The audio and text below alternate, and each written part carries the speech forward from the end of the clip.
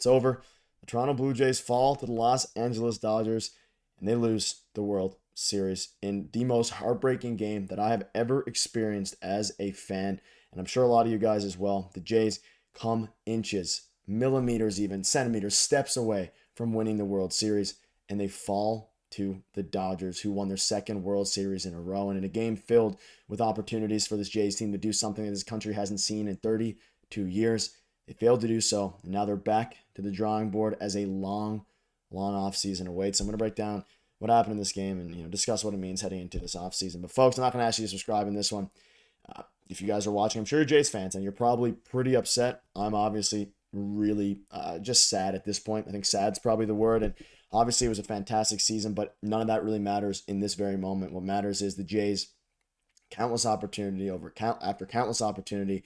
Dalton Varsho a million times. You have bases loaded, one out. IKF if he slides head first. If he runs through the base, he's safe, and the Jays are World Series champions. If Ernie Clement hits it a little bit further, they're World Series champions. You could argue yesterday, if the ball didn't get stuck in the bottom of the wall, they're World Series champions. Didn't happen. It wasn't meant to be. And obviously, you can see the box score here. I don't think it was updated the ninth inning. Obviously, Vladdy got a hit, and then Berger was walked. But, folks, it was a game, once again, filled with missed opportunities. And that's been the storyline of the past two games here. This team was 3 for 16, now 3 for 17 with runners in scoring position that game. And you go through the list, I mean, Springer did fine.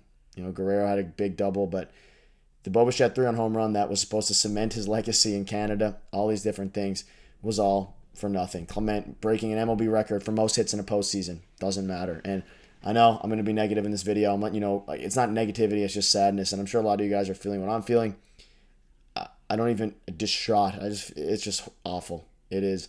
You grind as players, of course. I can't even imagine their feeling, but as fans, I can speak from this perspective. Grind months and months. You put every bit of blood, sweat, whatever you want to call it, into this team, and they come out and they fight. They fight the entire postseason. Game 7 against the Mariners, you win it. You beat the Yankees. You get to the World Series. No one picks the Jays to beat the Dodgers. They go up 3-2. You get to Game 7. You're thinking, okay, you got a chance here. Scherzer shoves. You get down to 2 outs. You just need 2 outs to win the World Series. And you give up a home run to the 9-hitter. Not Ohtani. Not Mookie Betts. Not Max Muncy. Not Teoscar Hernandez. Not Freddie Freeman. Miguel Rojas. And then you're thinking, okay, that's horrible. Let's get to extra innings. You have a chance, bases loaded, 1 out. You don't get it done. You ground out. Varsho grounds out. He couldn't get a ball in the air. I mean, mistake after mistake, base running errors, all these different things. It was the best season of my life for, as a baseball fan, as a Jays fan, that is. And I'm sure from the outsider's point of view, this is probably top 3 World Series of all time. My best I've ever watched, of course, being a Jays fan. But the question now becomes, how do you bounce back from this? And I don't know the answer to that question. They were inches away. The IKF thing is going to haunt me forever. Not winning yesterday is going to haunt me forever. Berger's base running blunder is going to, haunt me forever. They're a great baseball team, and I think they can be perennial, World Series candidates. But they couldn't capitalize. It wasn't, you could say it wasn't meant to be, whatever. They couldn't do it. You have Alejandro Kirk up first and third with 1 out. And the worry is a ground ball double play. He grounds out, double play, game's over. Truly sickening. And, Trey Savage gave up a home run, but he ultimately did his job. And you have Trey Savage going on short rest. You have Chris Bassett going out there giving up a run. This team, Jeff Hoffman giving up a run to Miguel Rojas. It was, I don't want to blame anybody in particular. Shane Bieber comes out pitching on short rest from Tommy John, all these different things. You have Yamamoto pitching back-to-back days and not allowing a run. I don't know. Absolutely terrible. And, of course, there's going to be, and I don't mean terrible from the player's perspective. It's just a terrible way to lose. Scherzer at 41 did an incredible thing. That home run from Bichette, it was the most exciting home run I've ever, seen. And then, of course, you fast forward to Miguel Rojas, second game tying or go-ahead home run in the 9th inning or later in history. Out of everyone, how do you you're obviously going to throw Miguel Rojas a strike with a full count. He takes advantage. I think it was a fastball, whatever it was.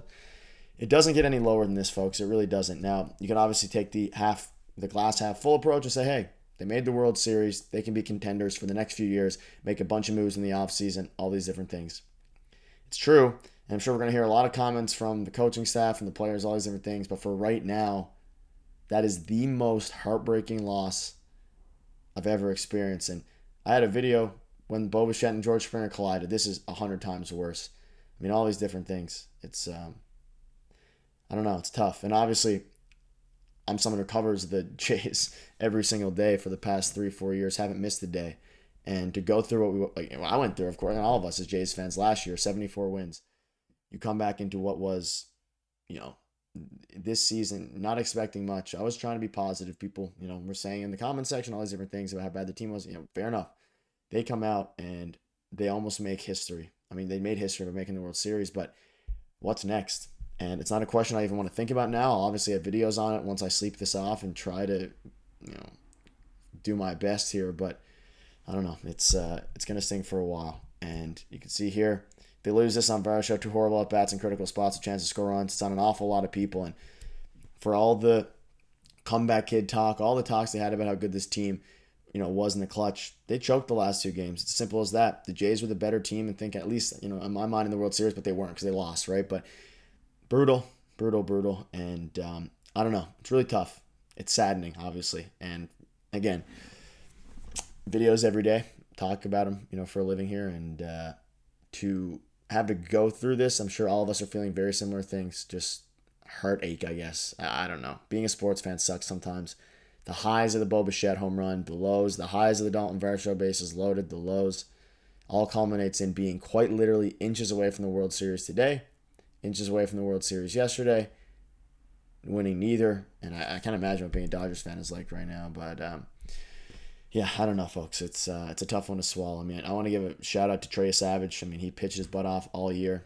He's going to be an ace for this team going forward. Max Scherzer pitched his butt off.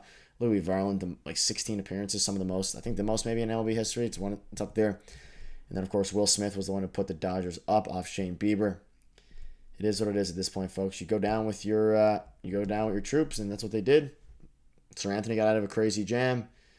Shane Bieber couldn't get it done. I'm not even going to blame Shane Bieber. This team should have put this game away a long, long time ago. They couldn't do it, and now we look into an offseason. Well, the positive side is Jays spend money. It's going to be a crazy offseason. There's a lot of ways to make this team better, but getting back, a lot of us might not experience for years, getting back to this point, so it sucks. It absolutely sucks. Maybe if you guys have made it this far, leave some positives in the comment section. I don't know. It's pretty sad right now. I'm going to read everyone. Hopefully cheer me up a little bit. But folks, that'll wrap it up. I want to thank, obviously, each and every one of you guys for your support the entire year. It's been a crazy year. It's been a crazy, crazy year. I want to thank each and every one of you. Videos don't stop. Videos every single day, continuing tomorrow. But on a personal level, thank you guys for your support all the way through. It's obviously horrible the way it ended, but I see each and every one of your comments, both the positives and the negative ones, and they truly mean the world to me. So, crazy season, changed my life, but now we just got to move on and look somewhere else. We'll see you guys in a video tomorrow, or I will, and hopefully this team can get back here next year.